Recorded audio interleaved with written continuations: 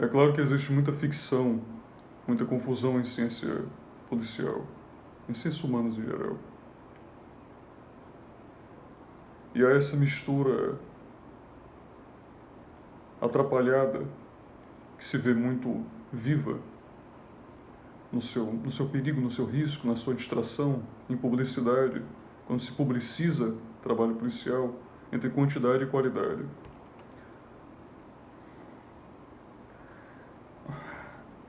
Tem muita coisa que se afirma eficaz sem nunca ter sido cientificamente comprovada como, de fato, redutor de criminalidade.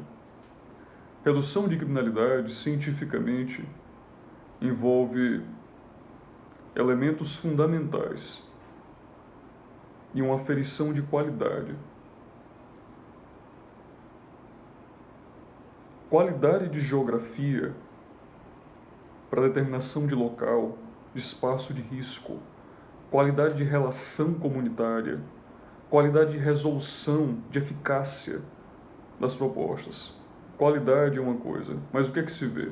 Se vê apenas publicidade de quantidade, mais viaturas, mais policiais, menor tempo de resposta. Primeiro é necessário estabelecer quais são as zonas de alta criminalidade. É aquilo que em inglês, em ciência criminal norte-americana, por exemplo, se entende por hotspots, certo? Zonas de alta criminalidade. Ali a demanda comunitária é muito mais premente. Depois você vai trabalhar com quais são os problemas que alicerçam aquela demanda, o que é que fomenta a demanda. Depois você vai, claro, se concentrar em aproximar a comunidade da força policial, do processo resolutivo para aquelas demandas. Mesmo com tudo isso bem sucedido, você ainda tem de se preocupar com o deslocamento da criminalidade, certo?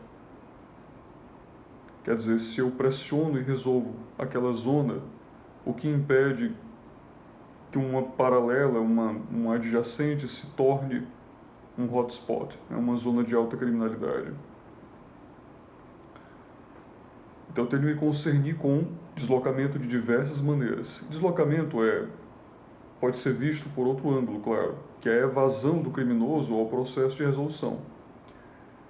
Eu consigo evitar o processo de resolução, o criminoso consegue evitar o processo de resolução mudando o horário, ele consegue evitar mudando o alvo, ele consegue evitar mudando o lugar. Tudo isso são formas de evasão, portanto, formas de deslocamento que eu vou utilizar para, eventualmente, resolver a pressão que as estruturas de poder resolutivas querem impor à ação da criminalidade. Da ótica do criminoso, ele tenta se evadir dos meios resolutivos projetados contra ele. Mesmo que tudo isso seja muito bem sucedido por sua vez, veja, se todos os processos de determinação de zona criminal, de resolução, de interação comunitária, se todos os processos de deslocamento forem contidos, mesmo assim eu tenho um outro concernimento, que é a substituição do criminoso. O quão facilmente o criminoso é substituído, depois de preso, morto, etc., se ele for neutralizado de algum modo. O quão fácil é substituí-lo. Isso organiza as preocupações, o tempo das preocupações da resolução, da ótica de quem quer resolver, mas também é importante se observar, justamente para quem procura hierarquizar ameaça, risco e relevância de ação, o crime. Da ótica do crime, existe também muito a se concluir a partir disso. O que é que resulta mais eficaz para o criminoso? O que resulta mais atrativo para ele? Porque se o crime é extremamente individual, é muito difícil que o criminoso seja substituído. Mas para o criminoso, ele não tem preocupação, efetivamente, per si, em ser substituído. Ele quer não ser substituído, óbvio. Então, para ele, o crime ter individualidade máxima ou não é secundário, né? Salvo o caso em que, por exemplo, ele não é o crime dele, certo? Ele é o chefe de uma quadrilha e ele está lidando com a criminalidade dos seus subalternos. Então interessa a ele que os seus subalternos sejam facilmente substituídos, porque isso reduz o custo de mão de obra. Mão de obra especializada é mais cara. Mão de obra difícil de ser substituída é muito mais cara. Então interessa a ele como gestor de negócio. Mas isso é economia. O quão fácil é para o criminoso abdicar do espaço? Quer dizer, utilizar o espaço como um sistema de evasão. O quão fácil é ele alterar as demandas temporais que tenha e manter a mesma eficácia. Ele é escravo de espaço, ele é escravo de tempo, porque quanto mais flexível o crime for, mais atrativo ele é ao criminoso.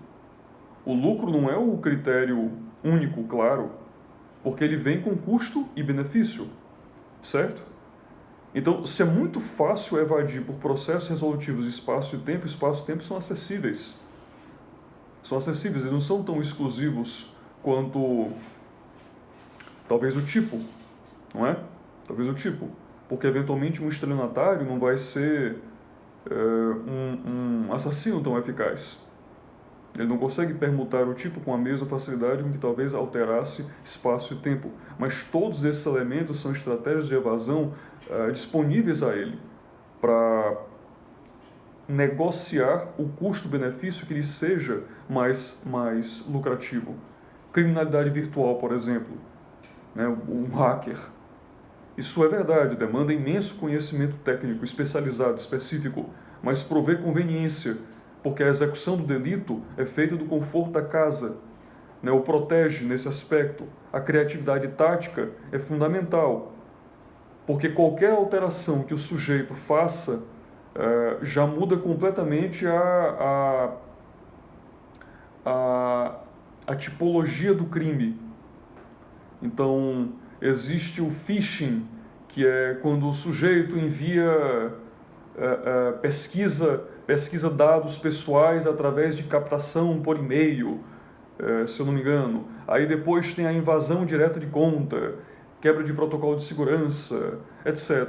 Há vários elementos que são disponíveis a ele para mudando sutilmente, dependendo do quanto se tenha de conhecimento técnico envolvido nisso, porque a sutileza para um pode não ser igual a outro, daí a especificidade, daí o quão específica é a qualidade que se exige do criminoso para executá-lo, o quão insubstituível ele é, o quanto de conhecimento técnico é demandado para rapidamente se adaptar e evadir perseguição.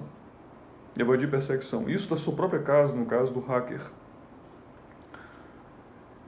Então é preciso entender que você, nesse caso, só com a mudança de tática, já se blindaria. Porque o combate da força policial é um tipo de tática. Se a sua criatividade for eficaz para lhe colocar como pioneiro a uma tática, a força policial tem que constantemente correr atrás da inovação que você representa como criminoso. Por isso é muito lucrativo, não é?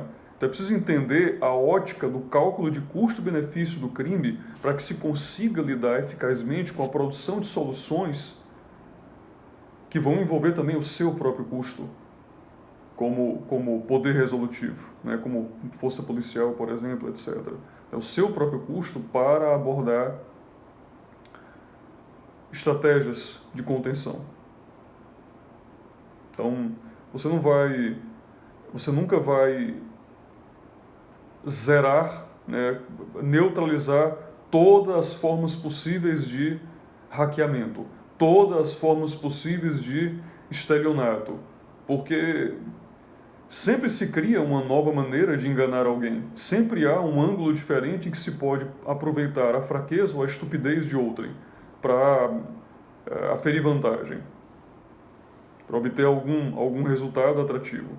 Então se combate técnicas, táticas de estelionato, não exatamente o estelionatário, que ele encarna especificamente uma dessas táticas, O melhor estelionatário será aquele que consegue desempenhar diversas táticas, diversas maneiras para enganar alguém. Hacker mais perigoso é aquele que consegue trocar suas táticas para a execução, né, de seu crime com muita eficácia. Se ele domina diversas táticas, ele é mais perigoso do que alguém que é limitado a apenas uma. Esse sujeito ele é mais vulnerável. Se ele consegue evadir-se através de tempo, espaço, tática, tipo, tudo isso blinda o criminoso. Consequentemente, deve ser levado em consideração ao caçador, né, a quem casse o criminoso, para que entenda a sua caça, né, e se posicione com mais eficiência a caçada. Então, a qualificação do criminoso envolve uma conclusão imediata de sucesso na atividade, mas tudo é qualidade. É menos uma reflexão sempre de quantidade. Quanto mais, então, poderoso é o criminoso, mais exclusivo é o crime que ele desempenha. Mais lucrativo contudo, a força policial, a neutralização dele, porque ele é praticamente insubstituível. Ele é difícil de ser caçado, é verdade, mas se degolado, se resolvido, se neutralizado, é muito difícil que ele seja substituído. Ao contrário de uma criminalidade em que o criminoso é extremamente fácil de ser substituído. Por isso é tão difícil combater, por exemplo, drogas. Porque o olheiro, a prisão do olheiro significa muito pouco no esquema maior de execução do crime, porque ele é facilmente substituído. A criminalidade, ela organicamente já adquire uma capitalização funcional per si.